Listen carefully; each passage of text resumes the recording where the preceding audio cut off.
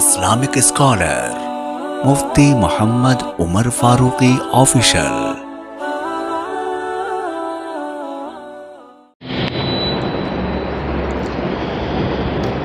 الحمد لله نحمده ونستعينه ونستغفره ونؤمن به ونتوكل عليه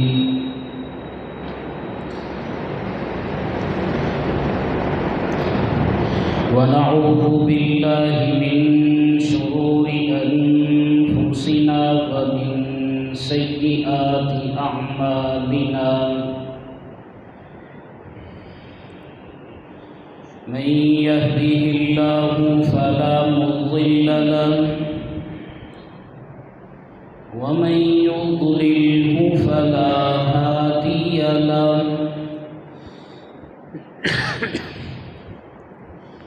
ونشهد أن لا إله إلا الله وحده لا شريك له ونشهد أن سيدنا ومولانا محمدًا عبده ورسوله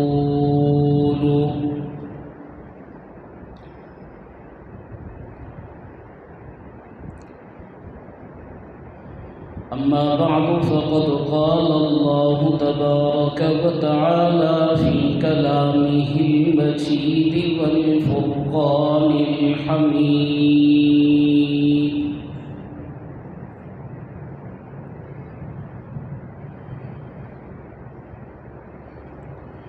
أعوذ بالله من الشيطان الرجيم بسم الله الرحمن الرحيم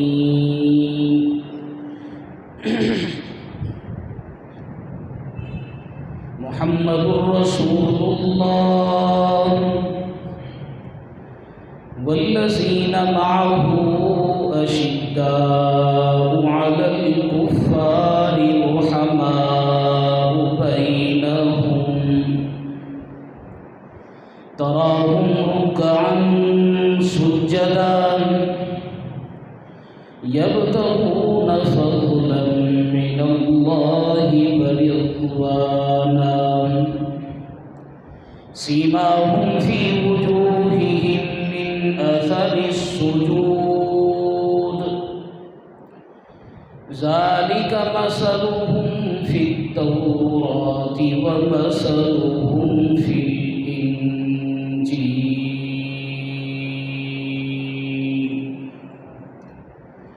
سبحان ربك رب العزة عما يصفون وسلام على المرسلين والحمد لله رب العالمين.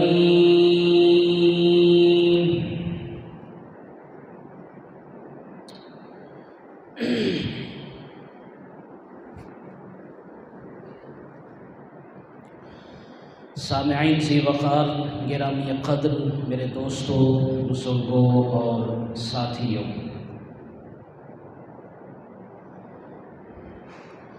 آج اسلامی سال کے پہلے مہینے کا پہلا جمعہ ہے۔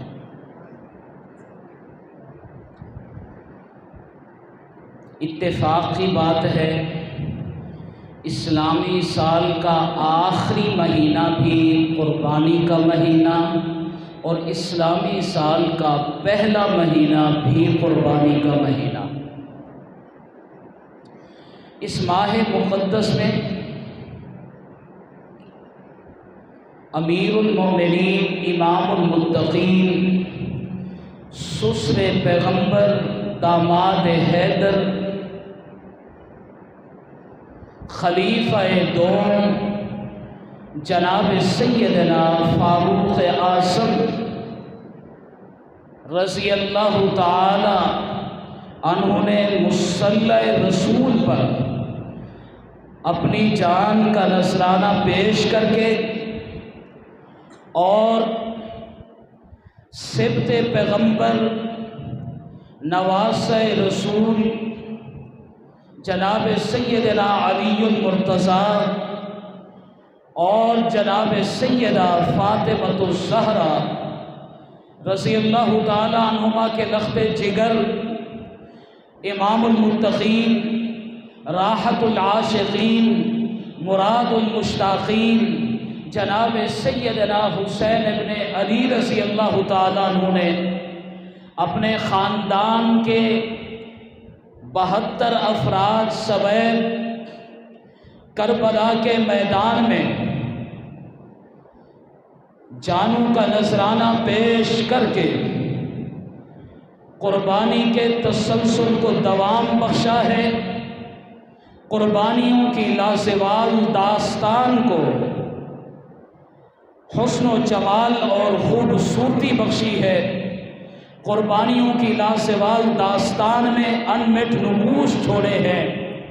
رہتی دنیا تک جب تلک قربانیوں کا تذکرہ ہوتا رہے گا، جناب سیدنا فاروق اعظم کی قربانی بھی یاد رکھی جائے گی، اور کربلا کے میدان میں شہزادوں کی پیش کی جانے والی قربانی بھی یاد رکھی جائے گی۔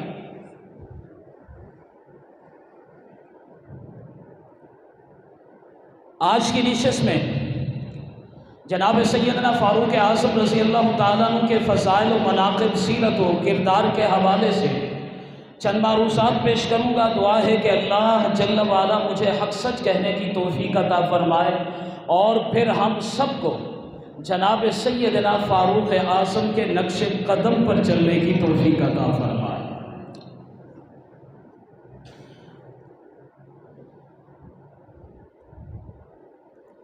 میں یہ کہا کرتا ہوں کہ اگر کسی بھی شخصیت کی فضیلت معلوم کرنی ہو،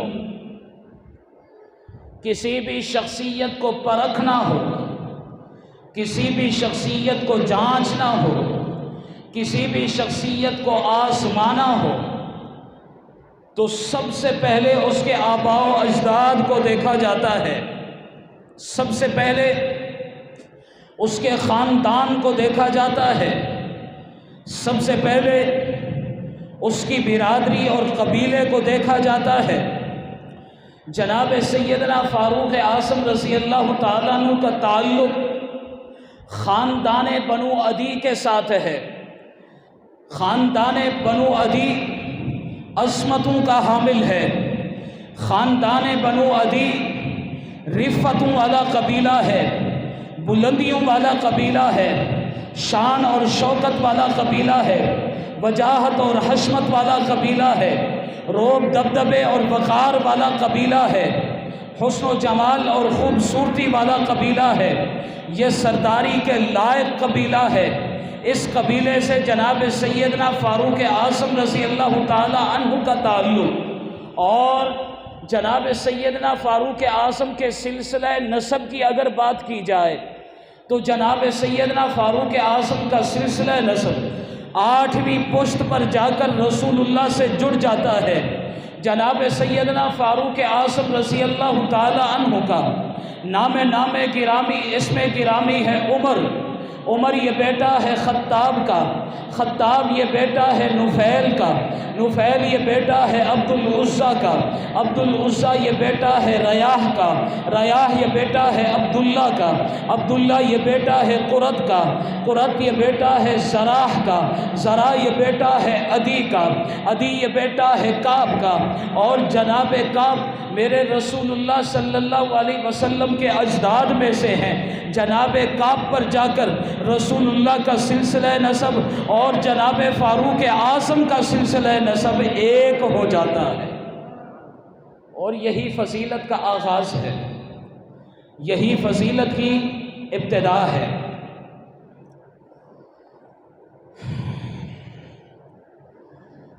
جناب سیدنا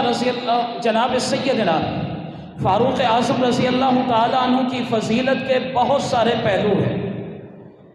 اب میں اپنی بات کا آغاز کہاں سے کروں؟ جناب سیدنا فاروق اعظم کی فضیلت کے بہت سارے پہلو ہیں، میں اپنی بات کا آغاز کہاں سے کروں؟ میں نے سوچا کہ آج کی نشست میں جناب فاروق اعظم رضی اللہ تعالیٰ عنہ کے فضائل و مناقب، سیرت و کردار کے حوالے سے جب میں بات شروع کروں تو جناب سیدنا فاروق اعظم کے قبول اسلام سے اپنی بات کا آغاز کروں، اس لیے کہ جناب سیدنا فاروق اعظم رضی اللہ تعالیٰ عنہ کا قبول اسلام یہ تاریخ اسلامی کا ایک اہم کارنامہ ہے۔ فاروق اعظم رضی اللہ تعالیٰ عنہ کا قبول اسلام تاریخ اسلامی کا روشن باب ہے۔ فاروق اعظم رضی اللہ تعالیٰ عنہ کا قبول اسلام یہ ایسا واقعہ ہے، میں کہتا ہوں کہ اس سے اسلام کو عروج ملا ہے، اسلام کو کمال ملا ہے، اسلام کو ترقی ملی ہے، اسلام کو حسن و جمال ملا ہے، اسلام کو خوبصورتی ملی ہے، اسلام کو رعب دبدبہ اور وقار ملا ہے۔ ہاں اس لیے کہ اسلام کو عمر ملا ہے، اور سب سے بڑھ کر یہ کہ جناب سیدنا فاروق اعظم رضی اللہ تعالیٰ عنہ کا قبول اسلام اسلام کے لیے تقویت کا سبب بنا ہے، اسلام کے لیے عروج اور کمال کا سبب بنا ہے۔ اسلام جو کوہ صفا دار ارقم کے اندر قسم پرسی کی زندگی بسر کر رہا تھا، وہ اسلام کوہ صفا سے بڑی شان اور شوکت کے ساتھ نکلتا ہے۔ وہ اسلام جناب سیدنا فاروق اعظم رضی اللہ تعالیٰ عنہ کے قبول اسلام کی وجہ سے اسلام دار ارقم سے نکلتا ہے، مسجد حرام میں داخل ہوتا ہے، دار ارقم سے نکلتا ہے، مسجد حرام میں داخل ہوتا ہے، بڑی شان اور شوکت کے ساتھ داخل ہوتا ہے، بڑے رعب دبدبے اور وقار کے ساتھ داخل ہوتا ہے۔ ہاں جناب سیدنا فاروق اعظم اعلان کرتے ہوئے نظر آتے ہیں کہ اگر کسی نے اپنے بچے یتیم کرانے ہوں تو آئے، پھر ہمارا راستہ روک کر دکھائے۔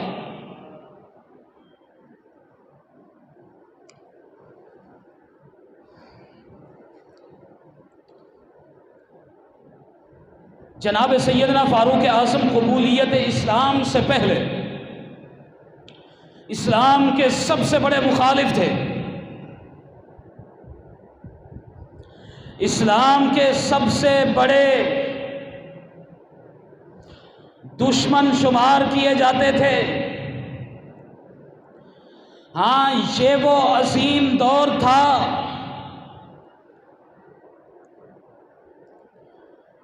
جس دور کے اندر حضور اکرم صلی اللہ علیہ وسلم لوگوں کو اسلام کی طرف بلا رہے تھے، لوگوں کو قبول اسلام کی طرف راغب فرما رہے تھے۔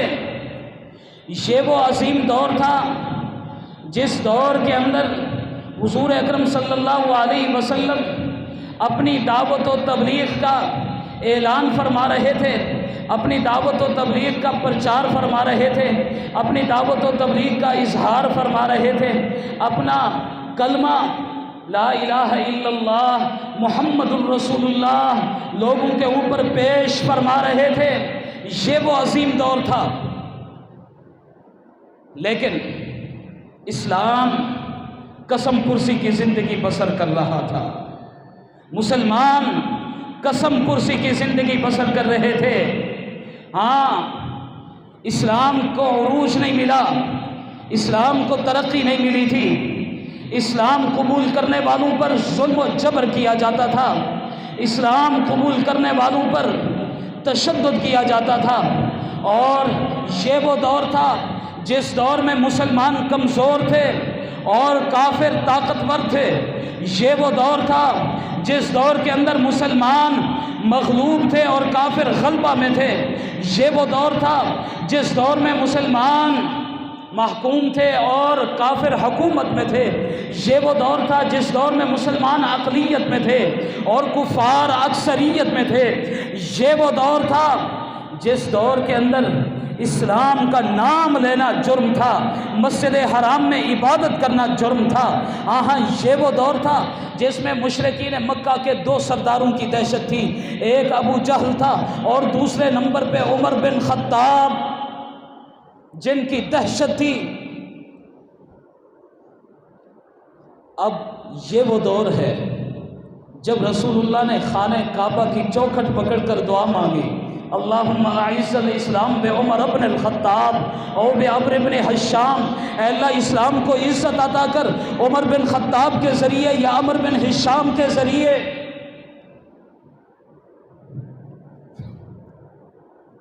یہی وہ فاروق اعظم ہے جو اسلام قبول کرنے والوں پر ظلم کرتا نظر آتا ہے، تشدد کرتا نظر آتا ہے، لیکن فاروق اعظم جس پر بھی ظلم کرتے، کسی کو بھی اسلام سے بدل نہ کر سکے۔ فاروق اعظم یہ بات جان چکے تھے کہ اسلام کے اندر کشش ہے، محمد عربی کی دعوت میں کشش ہے، محمد عربی کے دین میں کشش ہے۔ جو اسلام قبول کر لیتا ہے پھر وہ مر جاتا ہے، وہ اسلام چھوڑتا نہیں ہے، وہ دین اسلام سے منحرف نہیں ہوتا۔ دار الندوہ مشرکین مکہ کا اسمبلی ہال تھا، وہاں پر بیٹھ کر مشرکین مکہ کے سردار میٹنگز کیا کرتے تھے۔ سرداران قریش جمع ہوئے دار الندوہ میں، اور سرکردہ افراد وہاں پر بیٹھے، مشاورت ہو رہی ہے۔ مشرکین مکہ کے تھنک ٹینکس جمع ہوئے، سر جوڑ کے بیٹھے۔ یک نکاتی ایجنڈا تھا کہ اسلام کا راستہ کیسے روکنا ہے، مسلمانوں کا راستہ کیسے روکنا ہے، محمد عربی کا راستہ کیسے روکنا ہے۔ ابو جہل کہنے لگا کہ اگر اسلام ایسے ہی ترقی کرتا چلا گیا، مسلمان ایسے ہی ترقی کرتے چلے گئے، محمد عربی کا راستہ ایسے ہی کھلا چھوڑ دیا گیا، تو پھر ایک وقت ایسا آئے گا کہ تمہارا دین کمزور ہو جائے گا، آباء و اجداد کا دین مٹ جائے گا، ہمارے آباء و اجداد کا دین نیست و نابود ہو جائے گا، کوئی نام لینے والا نہیں ہوگا۔ اگر مسلمان روز بروز ترقی کرتے چلے گئے تو ہماری طاقت کمزور ہوتی چلی جائے گی، ہمارے لوگ ٹوٹ کر محمد عربی کے غلام بنتے رہیں گے، اور ایک وقت ایسا آئے گا کہ حب اللات اور عزیٰ کا نام لینے والا کوئی نہیں ہوگا، حب اللات اور عزیٰ کے چڑھاوے چڑھانے والا کوئی نہیں ہوگا۔ اگر اپنے آباء و اجداد کے دین کو بچانا ہے تو اسلام کے راستے میں رکاوٹ ڈالنی ہوگی، مسلمانوں کے راستے میں رکاوٹ ڈالنی ہوگی، محمد عربی کو راستے سے ہٹانا ہوگا۔ لوگوں نے پوچھا کہ کیسے ممکن ہے؟ ابو جہل نے کہا کہ صرف ایک ہی طریقہ ہے، العیاذ باللہ، محمد بن عبداللہ کو قتل کر دیا جائے، محمد بن عبداللہ کو قتل کر دیا جائے۔ اب قتل کون کرے گا؟ سب کی نظر 27 سال کے کڑیل جوان عمر بن خطاب پہ پڑتی ہے، عمر بن خطاب پہ پڑتی ہے کہ عمر، آپ نے یہ ذمہ داری نبھانی ہے، آپ نے اپنے آباء و اجداد کے دین کی حفاظت کرنی ہے، آپ نے اسلام کے راستے میں رکاوٹ ڈالنی ہے، آپ نے مسلمانوں کا راستہ روکنا ہے، آپ نے محمد عربی کو العیاذ باللہ قتل کرنا ہے۔ اب 27 سال کا یہ نوجوان، عرب کا خوبصورت ترین انسان، اپنی نیام سے تلوار نکالتا ہے، چہرے پر غصے کے آثار ہیں، رسول اللہ کی تلاش میں نکل پڑتا ہے۔ راستے میں نعیم بن عبداللہ سے ملاقات ہوتی ہے۔ نعیم بن عبداللہ نے دیکھا کہ عمر بن خطاب کے ارادے خطرناک نظر آ رہے ہیں، چہرے پر غصے کے آثار ہیں، جسم کپکپا رہا ہے، ہاتھوں میں ننگی تلوار ہے۔ نعیم بن عبداللہ نے پوچھا، عمر کہاں کا ارادہ ہے؟ جناب عمر بن خطاب نے کہا، آج میں قسم لے کر نکلا ہوں کہ آج یا تو اس دھرتی پر خطاب کا بیٹا عمر زندہ رہے گا یا پھر عبداللہ کا بیٹا محمد زندہ رہے گا۔ آج میں نے اپنی قسم کو پورا کر کے دکھلانا ہے۔ نعیم بن عبداللہ نے کہا کہ اچھا، رسول اللہ کی تلاش میں نکلے ہو؟ نعیم فرمانے لگے، رسول اللہ کی خبر بعد میں لینا، پہلے اپنے گھرانے کی خبر لیجئے۔ آپ کے بہنوئی سعید اور آپ کی بہن فاطمہ اسی محمد عربی کا کلمہ پڑھ کر انہی کے غلاموں میں شامل ہو چکے ہیں۔ ہاں، جس کو قتل کرنے کے لیے نکلے ہو، جس کو راستے سے ہٹانے کے لیے نکلے ہو، جس اسلام کو مٹانے کے لیے نکلے ہو، وہ اسلام تمہارے گھروں میں داخل ہو چکا، تمہارے عزیز و اقارب میں داخل ہو چکا، تمہارے خون میں داخل ہو چکا، تمہارے رشتوں میں داخل ہو چکا۔ محمد کی غلامی تمہارے گھر میں داخل ہو چکی۔ تمہارا بہنوئی سعید بھی محمد کا غلام بن چکا ہے، تمہاری بہن فاطمہ بھی محمد کی غلام بن چکی ہے۔ تم کس کس کا راستہ روکو گے؟ عمر بن خطاب حیرت زدہ ہے، چہرے پر غصے کے آثار ہیں، جسم کب کبا رہا ہے۔ اچھا، ایسا ہی ہوا ہے؟ کہا گیا کہ جی ہاں ایسا ہی ہوا ہے۔ اب عمر کا ارادہ بھی بدل گیا، عمر کا راستہ بھی بدل گیا۔ اب رسول اللہ کی تلاش میں نکلے تھے، راستہ بدل گیا۔ اب اپنے بہنوئی کے گھر چل پڑے۔ اب جس وقت گھر کے باہر پہنچے، عجیب بات بتلانے لگا ہوں، گھر کے باہر پہنچے تو اندر سے قرآن پڑھنے کی آواز آ رہی تھی، اندر سے قرآن پڑھنے کی آواز آ رہی تھی۔ ہاں، یہاں پر پھر مجھے کہنے دیجئے، جو رسول اللہ کا غلام بن جاتا ہے، جو رسول اللہ کا نوکر بن جاتا ہے، جو رسول اللہ کا پیروکار بن جاتا ہے، ہاں جو رسول اللہ کے قدموں میں آ جاتا ہے، جو رسول اللہ کے ہاتھوں میں ہاتھ دے دیتا ہے، جو رسول اللہ کے دامن سے وابستہ ہو جاتا ہے، جو رسول اللہ کے دامن سے جڑ جاتا ہے، جو رسول اللہ کا کلمہ پڑھ لیتا ہے، ہاں جو رسول اللہ کے دین کا پیروکار ہو جاتا ہے، پھر اس کے گھر سے لاب و لاب شور و شغب، گانے بجانے کی آوازیں نہیں آتی، قرآن پڑھنے کی آوازیں آیا کرتی ہیں۔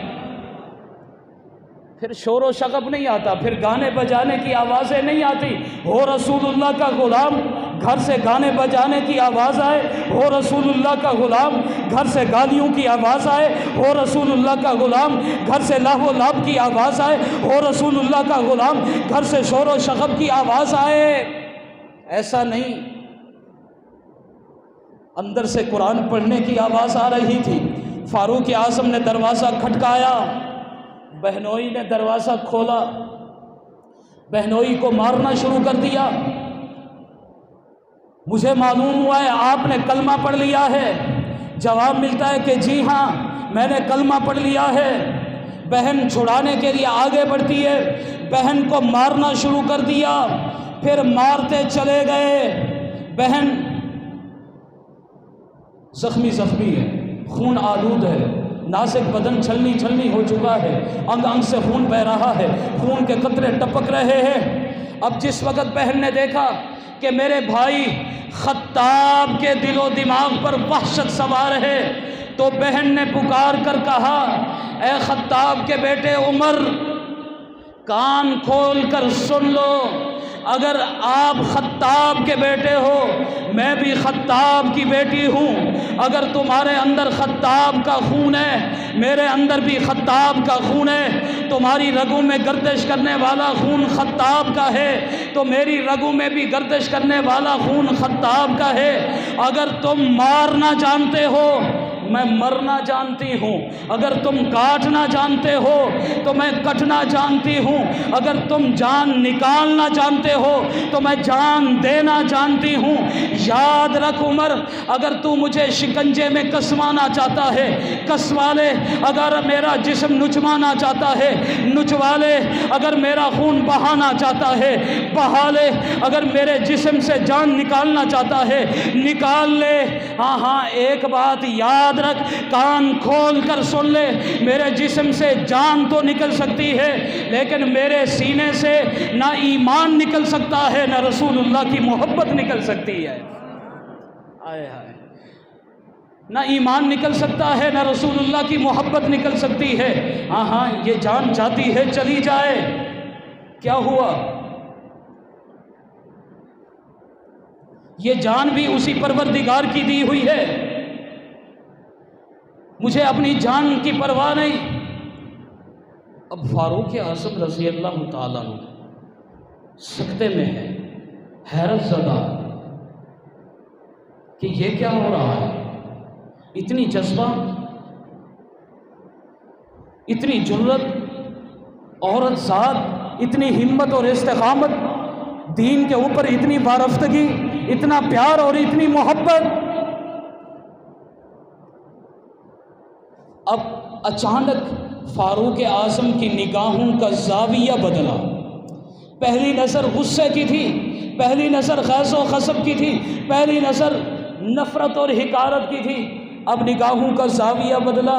عمر نے محبت کی نظر بہن پہ ڈالی، اپنائیت کی نظر بہن پہ ڈالی، چاہت کی نظر بہن پہ ڈالی، شفقت اور پیار کی نظر بہن پہ ڈالی۔ دیکھا کہ نازک بدن ہے، نازک بدن سے خون رس رہا ہے، آنکھوں سے آنسو نکل رہے ہیں، اور زبان پر اللہ اور اس کے رسول کے ترانے جاری ہیں۔ فاروق اعظم نے فرمایا یہ جذبہ کہاں سے پیدا ہوا، یہ ہمت اور استقامت کہاں سے پیدا ہوئی؟ ہاں وہ ایک کلام میں سن رہا تھا، مجھے وہ کلام تو دکھاؤ۔ مجھے لگتا ہے یہ اسی کا اثر ہے، یہ اسی کلام کا اثر ہے۔ تمہارے اوپر محمد عربی کا جادو چل چکا ہے۔ میں وہ کلام دیکھنا چاہتا ہوں جو تم پڑھ رہے تھے، میں وہ قرآن دیکھنا چاہتا ہوں۔ بہن نے کہا کلام تو ہمارے پاس ہے لیکن وہ بڑا پاکیزہ ہے، آپ کے ناپاک ہاتھوں میں وہ قرآن ہم نہیں تھما سکتے، ہمارا کلام بڑا پاکیزہ ہے، آپ کا جسم ناپاک ہے۔ اچھا پھر کیا کرنا ہوگا؟ ظاہری طور پر اپنے آپ کو پاک کرنا ہوگا۔ جناب فاروق اعظم غسل کرتے ہیں، نہاتے ہیں، ظاہری طور پر اپنے آپ کو پاک کرتے ہیں، پھر فرماتے ہیں کہ لاؤ میرے پاس وہ قرآن۔ اب وہ کتابی شکل میں تو تھا نہیں، اس وقت قرآن مجید چمڑے کے اوپر تھا، قرآن مجید ہڈیوں کے اوپر تھا اور آگ کے اوپر تھا، ٹکڑوں میں بٹا ہوا تھا، اور ان کے پاس جو قرآن کریم کی آیتیں تھیں، روایات میں آتا ہے کہ وہ سورہ طٰہٰ کی چند ابتدائی آیتیں تھیں جن کی تلاوت کی جا رہی تھی۔ اب وہ قرآن کریم کا ٹکڑا ان کے سامنے پیش کر دیا گیا۔ اب جناب سیدنا فاروق اعظم کو قرآن سیکھنے کی تو ضرورت تھی نہیں، اس لیے کہ وہ عربی دان تھے، وہ عرب گھرانے میں پیدا ہونے والے تھے، وہ عربی کو جاننے والے تھے، چنانچہ وہ قرآن پڑھتے چلے گئے، قرآن سمجھتے چلے گئے، قرآن ان کے سینے میں اترتا چلا گیا، قرآن اپنا گھر خود سے بناتا چلا گیا۔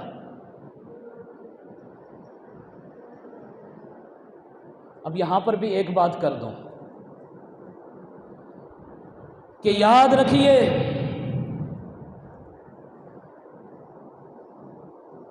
ہمارے دل فاروق اعظم سے بڑھ کر سخت نہیں ہیں۔ ہاں فاروق اعظم کے پاس جو دل تھا وہ بڑا سخت تھا، لیکن قرآن ایسی کتاب ہے جب فاروق اعظم بھی پڑھتا ہے قرآن سینے میں اترتا چلا جاتا ہے، دل کی سختی دور ہوتی چلی جاتی ہے، اللہ کی محبت پیدا ہوتی چلی جاتی ہے۔ اگر آج ہم بھی قرآن کریم کی تلاوت کریں گے تو آج ہمارے دلوں کی سختی بھی دور ہو جائے گی، اللہ ہمارے دلوں کی سختی کو دور کر کے اپنی محبت ہمارے دلوں میں پیدا کر دے گا۔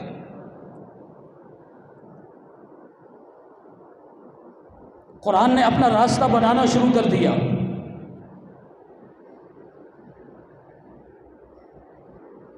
اب قرآن کا جادو عمر پر بھی چل چکا تھا، تھوڑی ہی دیر گزری، بہن بھی دیکھ رہی ہے، بہنوئی بھی دیکھ رہے، اب وہ پہلا والا عمر نہ تھا، اب وہ پہلے والا عمر نہ تھا، وہ بدل چکا تھا، وہ یکسر بدل چکا تھا۔ ہاں جناب فاروق اعظم اپنے بہنوئی سے کہنے لگے کہ مجھے بھی رسول اللہ صلی اللہ علیہ وسلم کی دربار میں لے چلو، میں بھی کلمہ پڑھنا چاہتا ہوں، میں بھی محمد کے غلاموں میں شامل ہونا چاہتا ہوں۔ اچانک تبدیلی آ گئی، قرآن پڑھا، قرآن نے راستہ بنا لیا، قرآن اثر کر گیا، دل کی سختی ختم ہوتی چلی گئی، رسول اللہ کی محبت پیدا ہوتی چلی گئی، اللہ کی محبت پیدا ہوتی چلی گئی۔ آہاں پروردگار سے تعارف ہو چکا تھا، رسول اللہ سے تعارف ہو چکا تھا، ادھر سے رسول اللہ کی دعا اللہ کی بارگاہ میں قبول ہو چکی تھی۔ اب فاروق اعظم رضی اللہ تعالیٰ عنہ بہنوئی سے کہہ رہے ہیں مجھے بھی رسول اللہ کے قدموں میں لے چلو۔ اب فاروق اعظم باہر نکلتے ہیں، ہاتھوں میں ننگی تلوار ہے، عمر آ رہا ہے، رسول اللہ کوہ صفا دار ارقم میں موجود ہیں، صحابہ کرام ساتھ ہیں، اور وہاں پر جا کر بتلایا جاتا ہے رسول اللہ کی خدمت میں اللہ کے رسول عمر آ رہا ہے، ہاتھوں میں ننگی تلوار ہے، ساتھ میں موجود سید الشہداء امیر حمزہ رضی اللہ تعالیٰ عنہ تشریف فرما ہے۔ وہ فرمانے لگے کہ اگر نیک ارادے سے آ رہا ہے تو ہم اپنی آنکھوں کی پلکیں بچھا دیں گے، اگر وہ برے ارادے سے آ رہا ہے تو اسی کی تلوار سے اس کا سر قلم کر دیا جائے گا۔ اب اتنے میں عمر بن خطاب دار ارقم میں قدم رکھتے ہیں، رسول اللہ صلی اللہ علیہ وسلم کی نظر محبت پڑتی ہے، قربان جاؤں قرآن بھی پہلے اثر کر چکا تھا، رسول اللہ صلی اللہ علیہ وسلم کی نظر محبت بھی کمال کر گئی۔ رسول اللہ صلی اللہ علیہ وسلم نے محبت کی نظر ڈالی، جناب فاروق اعظم موم ہوتے چلے گئے، جناب رسول اللہ صلی اللہ علیہ وسلم استقبال کے لیے کھڑے ہوئے، آگے بڑھے، اور چلتے چلتے جناب رسول اللہ نے پوچھا عمر کس ارادے سے آئے ہو؟ اب جناب فاروق اعظم کا جواب سنیے، فاروق اعظم نے جواب دیا اللہ کے رسول دامن نبوت میں پناہ لینے کے لیے عمر آیا ہے، دامن نبوت میں پناہ لینے کے لیے عمر آیا ہے، آج کلمہ پڑھا کر مجھے اپنے غلاموں میں قبول فرما لیجئے۔ آج عمر سردار بن کے نہیں آیا، محمد عربی کا غلام بن کے آیا ہے، آج محمد عربی کا غلام بن کے آیا ہے، آج سر اٹھا کے نہیں آیا، آج عمر سر اٹھا کے نہیں آیا بلکہ محمد کے قدموں میں سر جھکا کے آیا ہے۔ اب رسول اللہ نے کلمہ پڑھایا، اسلام کی سب میں شامل ہو گئے، بڑا عجیب منظر تھا، بڑا ہی خوبصورت منظر تھا، بڑا ہی پیارا منظر تھا، بڑا ہی نرالا منظر تھا، دلکش اور دل نشین منظر تھا، حسین اور جمیل منظر تھا۔ صحابہ کرام جو دار ارقم میں موجود تھے انہوں نے تکبیر اللہ اکبر کی صدائیں بلند کی، صرف کوہ صفا تکبیر کی صداؤں سے نہیں گونج رہا تھا، صرف دار ارقم تکبیر کی صداؤں سے نہیں گونج رہا تھا بلکہ مکہ کے در و دیوار تکبیر کی صداؤں سے گونج رہی تھی، بلکہ مکہ کے پہاڑ تکبیر کی صداؤں سے گونج رہے تھے، مکہ کی وادیاں تکبیر کی صداؤں سے گونج رہی تھی، مکہ کی گھاٹیاں تکبیر کی صداؤں سے گونج رہی تھی، مکہ کی فضا اور خلا تکبیر کی صداؤں سے گونج رہی تھی۔ عمر کی آمد پر صرف زمین والے خوشیاں نہیں منا رہے تھے بلکہ آسمان کے فرشتے بھی خوشیاں منا رہے تھے۔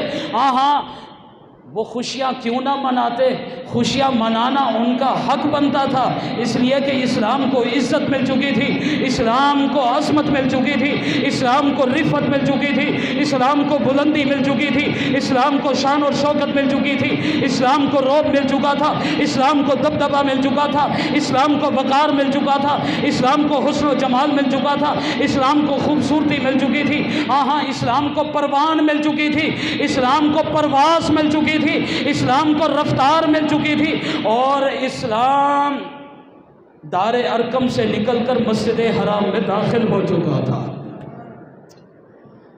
مسجد حرام میں داخل ہو چکا تھا، اسلام کو زندگی مل چکی تھی، اس لیے کہ اسلام کو عمر مل چکا تھا، اور عمر کا معنی بھی زندگی ہوتا ہے، اسلام کو زندگی مل گئی۔ آج لوگ سوال کرتے ہیں کہ عمر کی عظمت کیا ہے؟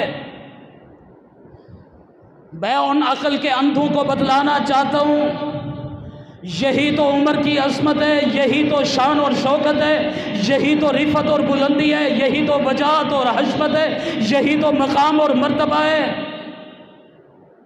کہ میرے محبوب پیغمبر صلی اللہ علیہ وسلم نے اسلام کے عروج کے لیے، اسلام کے کمال کے لیے، اسلام کی ترقی کے لیے اگر کسی کا انتخاب کیا ہے تو وہ عمر بن خطاب ہے، اگر کسی کا انتخاب کیا ہے تو وہ عمر بن خطاب ہے۔ میرے پیغمبر کی نگاہ بصیرت، نگاہ نبوت اگر کسی پہ پڑی ہے تو وہ عمر بن خطاب پہ پڑی ہے۔ جناب رسول اللہ صلی اللہ علیہ وسلم نے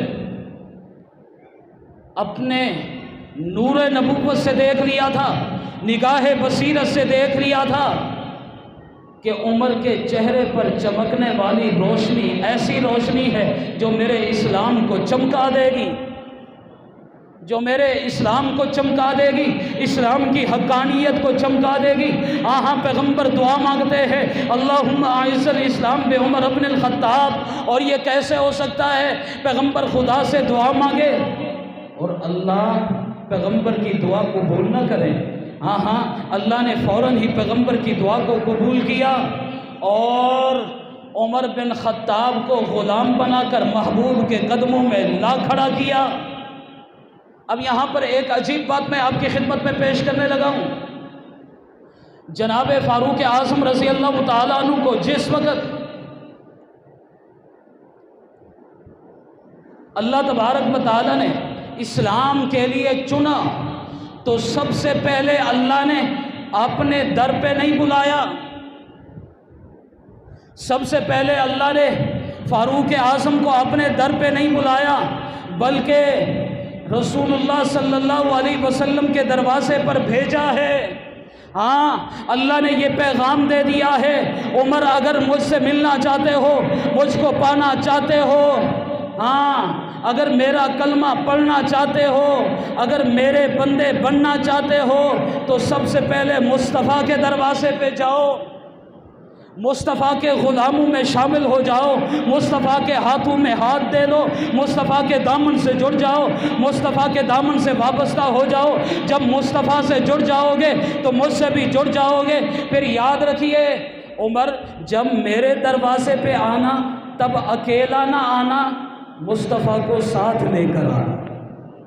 जब मेरे दरवाज़े पे आना, मस्जिद हराम में आना, अकेला ना आना, मुस्तफ़ा को साथ लेकर आना।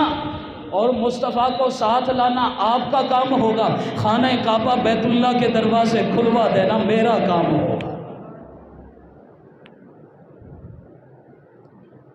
तो सबसे पहले जनाब रसूलुल्लाह सल्लल्लाहु अलैहि वसल्लम को खाना काबा बैतुल्लाह में आज़ादी के साथ जिस अजीम शख्स ने नमाज पढ़वाई है उसे उमर बिन खत्ताब कहते हैं। किसी ने खूबसूरत बात कही है, ज़मीन मांगते थे, नज़र मांगते थे, पैगंबर खुदा से उमर मांगते थे।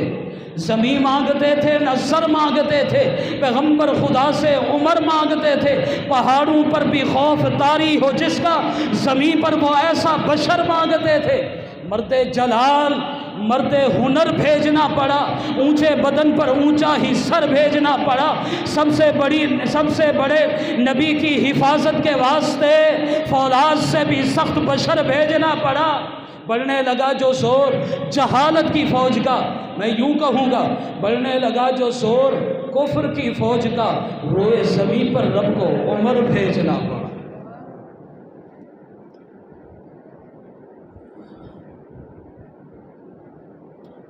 जनाब सैयदना फ़ारूक आज़म रज़ी अल्लाह तआला अन्हु रब्बे जलील का भी इंतखाब है, रब्बे जलील का भी इंतखाब है। जनाब फ़ारूक आज़म मुस्तफ़ा का भी इंतखाब है, जनाब फ़ारूक आज़म अली उल मुर्तज़ा का भी इंतखाब है। आप कहेंगे कि वो कैसे? फ़ारूक आज़म रज़ी अल्लाह तआला अन्हु का नाम गिरामी, इसमें गिरामी है उमर। उमर की ऐन बताती है कि उमर अली का भी इंतखाब है। उमर की मीम बताती है कि उमर मुस्तफ़ा का भी इंतखाब है। उमर की रा बताती है कि उमर रब्बे जलील का भी इंतखाब है। आप कहेंगे कि वो कैसे? हाँ, अली का इंतखाब है इसलिए कि अली ने अपनी लख्त जिगर जनाब सैयदा फ़ातिमतुज़ ज़हरा के मुबारक पेट से पैदा शुदा जनाब सैयदा उम्मे कलसूम के लिए अगर कोई लायक शौहर चुना है तो वो उमर बिन खत्ताब है। इसलिए उमर अली का भी इंतखाब है, उमर मुस्तफ़ा का भी इंतखाब है। इसलिए कि आमना के दुर्रे यतीम ने खाने काबा की चौखट पकड़कर जिसके लिए दुआ मांगी है वो उमर बिन खत्ताब है। इसलिए उमर मुस्तफ़ा का भी इंतखाब है और उमर रब्बे जलील का भी इंतखाब है कि रब्बे जलील ने कुफार के जुर्मट से जिसको उठाकर महबूब के कदमों में भेजा है वो उमर बिन खत्ताब है। उमर علی کا بھی انتخاب ہے، عمر مصطفیٰ کا بھی انتخاب ہے، عمر رب جلیل کا بھی انتخاب ہے۔ اب اگلی بات سنیے، اسی سے جوڑ کر میں اگلی بات کرنے لگا ہوں۔ جب عمر خدا کا انتخاب ہے، خدا کی پسند ہے، تو مجھے بتائیے کہ خدا کی خدائی کہاں کہاں پر ہے؟ خدا کی خدائی ہر جگہ پر ہے، کائنات کی ہر چیز پر ہے، ہر جگہ پر ہے۔ خدا کی خدائی زمین و زمان پر ہے، خدا کی خدائی کون و مکان پر ہے، خدا کی خدائی جمادات نباتات حیوانات پر ہے، خدا کی خدائی جن و انس پر ہے، خدا کی خدائی عناصر اربع آگ پانی ہوا اور مٹی پر ہے۔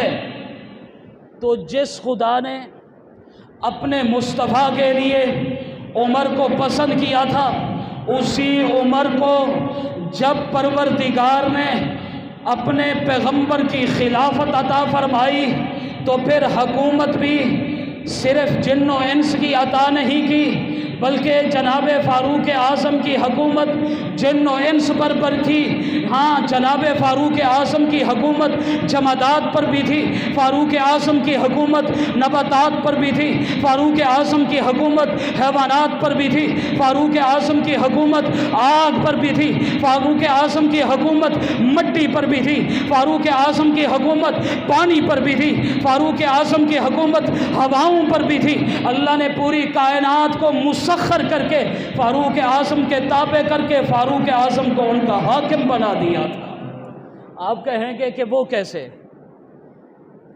اس لیے کہ آج ہر دعویٰ دلیل مانگتا ہے، ہر دعویٰ دلیل مانگتا ہے۔ میں نے بڑا دعویٰ کر دیا ہے کہ فاروق اعظم کی حکومت صرف جن و انس پر نہیں، فاروق اعظم کی حکومت جمادات پر بھی ہے، نباتات پر بھی ہے، حیوانات پر بھی ہے، آگ پر بھی ہے، پانی پر بھی ہے، مٹی پر بھی ہے، ہواؤں پر بھی ہے۔ آپ کہیں گے کہ وہ کیسے؟ آئیے اٹھاؤ تاریخ کو، سیرت کی کتابوں کو۔ فاروق اعظم رضی اللہ تعالیٰ عنہ کی خدمت میں یہ درخواست پیش ہوتی ہے کہ مدینہ طیبہ کے پہاڑوں سے آگ نکل آئی ہے، مدینہ طیبہ کے پہاڑوں سے آگ نکل آئی ہے۔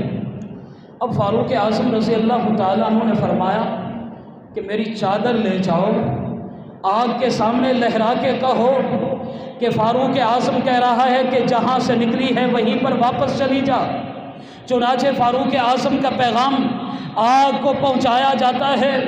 وہ دن ہے اور آج کا دن مدینہ کے پہاڑوں سے پھر آگ نہیں نکلی۔ معلوم ہوا کہ فاروق اعظم کی حکومت آگ پر بھی ہے، فاروق اعظم کی حکومت مٹی پر بھی ہے، زمین پر بھی ہے، زمین پر لرزہ طاری ہوتا ہے، زمین پر کپکپاہٹ طاری ہوتی ہے، زمین پر زلزلہ آتا ہے۔ فاروق اعظم اپنا درہ مار کے کہتا ہے، کیا خطاب کے بیٹے عمر نے تیرے اوپر انصاف نہیں کیا؟ وہ دن ہے اور آج کا دن مدینہ کی دھرتی پر پھر زلزلہ نہیں آیا۔ تو معلوم ہوا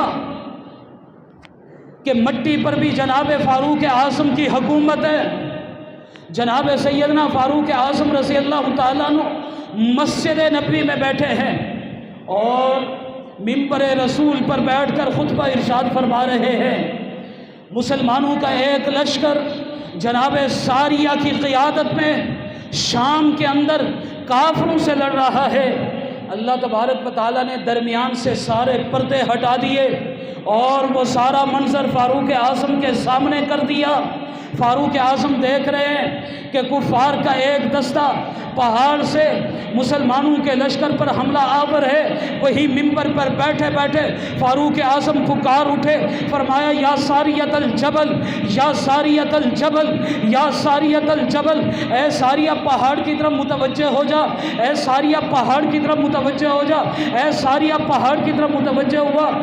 ہاں ہوائیں جناب فاروق اعظم رضی اللہ تعالیٰ عنہ کے پیغام کو اپنے دوش پہ اٹھا اٹھاتی ہے، ہزاروں میل دور جا کر جناب ساریہ تلک پہنچاتی ہیں، تو پھر مجھے کہنے دیجئے کہ ہواؤں پر بھی حکومت جناب فاروق اعظم کی ہے، ہواؤں پر بھی حکومت جناب فاروق اعظم کی ہے۔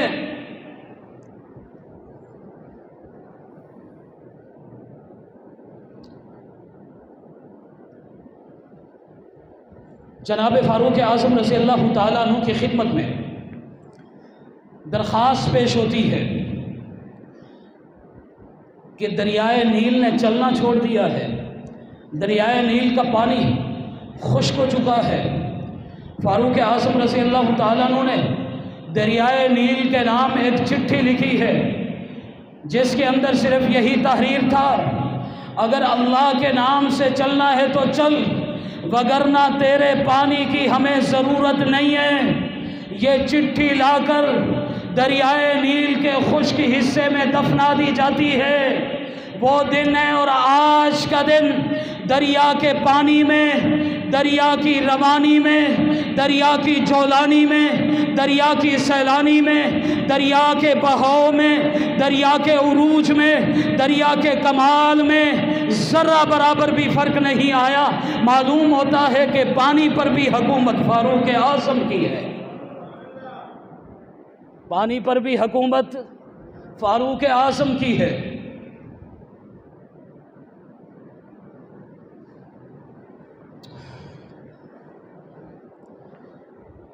تو میں نے عرض کیا کہ جناب فاروق اعظم رضی اللہ تعالیٰ عنہ رب جلیل کا بھی انتخاب اور مصطفیٰ کا بھی انتخاب۔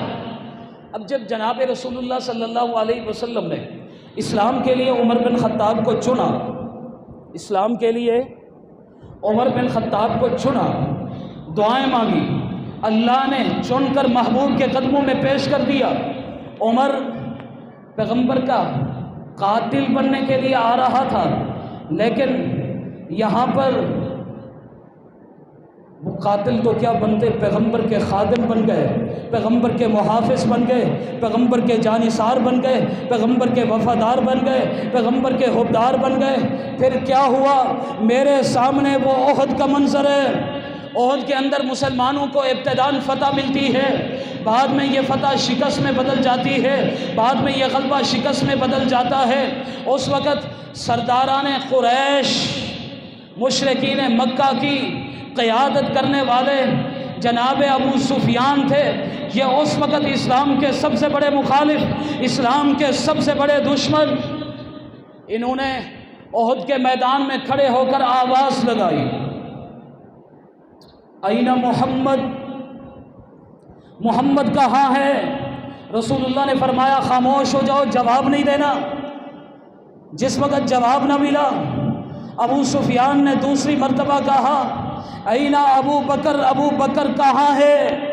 جواب نہیں ملا۔ تیسری مرتبہ کہا اینا عمر، عمر کہاں ہے؟ اب میں یہاں پر ایک جملہ آپ کی خدمت میں پیش کر دوں کہ اس وقت کا اسلام کا سب سے بڑا مخالف، اسلام کا سب سے بڑا دشمن بھی یہ سمجھتا ہے کہ جہاں پر پیغمبر ہوں گے وہیں پر ابو بکر و عمر ہوں گے، جہاں پر ابو بکر و عمر ہوں گے وہیں پر پیغمبر ہوں گے۔ اس لیے پہلے سوال کیا اینا محمد، محمد کہاں ہے؟ جواب نہیں ملا۔ پھر سوال ہوا اینا ابو بکر، ابو بکر کہاں ہے؟ جواب نہیں ملا۔ پھر سوال ہوا اینا عمر، عمر کہاں ہے؟ اس وقت کے سب سے بڑے کافر کو بھی یہ معلوم تھا کہ ترتیب محبت بھی یہی ہے، ترتیب خلافت بھی یہی ہے۔ ابو بکر جناب رسول اللہ کا جانشین ہے، جناب رسول اللہ اگر زندہ نہیں ہوں گے ابو بکر سردار بنے گا، ابو بکر سردار زندہ نہیں ہوں گے فاروق اعظم سردار بنے گا۔ سب سے بڑے اسلام دشمن کو بھی معلوم تھا کہ ترتیب محبت بھی یہی، ترتیب خلافت بھی یہی، پیغمبر کے بعد اگر کسی کا درجہ ہے تو وہ ابو بکر عمر کا درجہ ہے، اگر کسی کا مقام اور مرتبہ ہے تو وہ ابو بکر عمر کا مقام اور مرتبہ ہے۔ اگر آج کے کافر کو یہ سمجھ نہیں آئی تو اس میں ہمارا کوئی قصور نہیں، اس کے دماغ کا قصور ہے، اس کی نسل کا قصور ہے، اس کے دماغ کا قصور ہے اور اس کی نسل کا قصور ہے، ہمارا کوئی قصور نہیں۔ थोड़ी ही देर गुजरी थी, थोड़ी ही देर। अब ऐलान हो रहा है मक्का, ऐलान हो रहा है उहद के मैदानों से, क़द क़ुतिला मोहम्मद, मोहम्मद को शहीद कर दिया गया है, मोहम्मद को कत्ल कर दिया गया है। अब कुफ़ार के यहाँ जश्न मनाया जा रहा है, मुसलमानों के हौसले पस्त हो चुके हैं।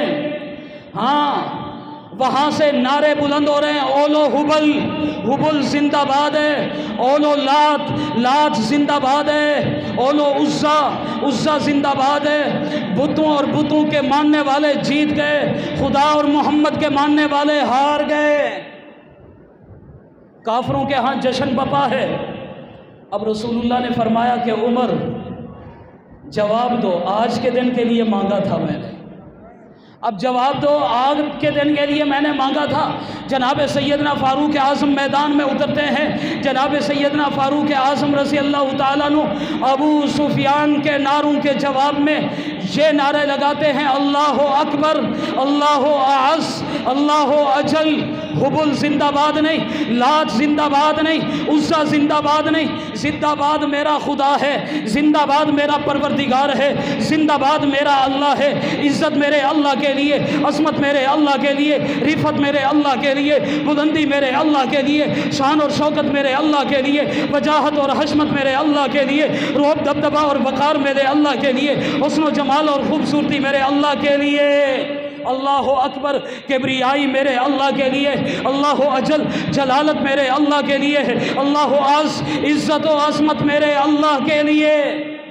अबू सुफियान ने कहा, लना उज़्ज़ा वला उज़्ज़ा लकुम, हमारे पास उज़्ज़ा है, तुम्हारे पास उज़्ज़ा नहीं। जनाब फ़ारूक आज़म ने जवाब दिया, अल्लाह मौलाना वला मौला लकुम, अल्लाह हमारा मौला है, तुम्हारे पास अल्लाह जैसा मददगार नहीं।